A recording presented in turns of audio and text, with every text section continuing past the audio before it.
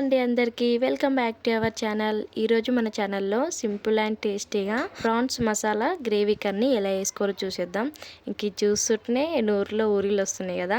ఇంతకీ ఈ sea foods అంటే ఎంతమందికి ఇష్టమో కామెంట్ చేయండి. ఫస్ట్ నేను ఇక్కడ ఒక 1 kg ప్రాన్స్ తీసుకున్నా. ఒక స్పూను పసుపు, ఒక హాఫ్ స్పూను సాల్ట్ వేసుకొని మంచిగా క్లీన్ చేసుకోవాలి ప్రాన్స్ని.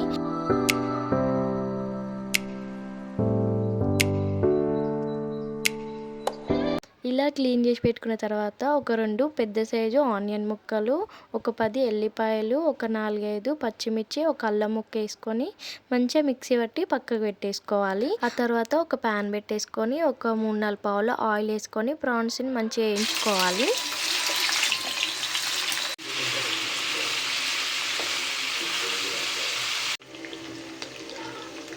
గుర్తుపెట్టుకోండి, ఇదంతా సిమ్లోనే వేసుకోవాలి. ఒక 50% ఫ్రై చేసుకొని ఒక బౌల్లోకి తీసేసుకోండి.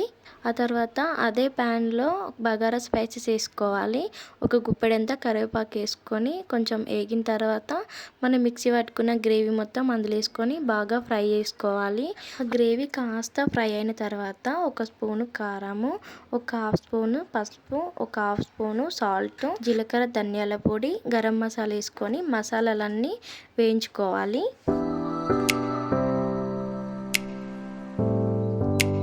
ఇలా ఆయిల్ పైకి తేలిన తర్వాత ఒక పెద్ద గ్లాసు వాటర్ వేసుకోండి. వాటర్ కొంచెం మసిలిన తర్వాత ప్రాన్స్ని వేసుకోవాలి.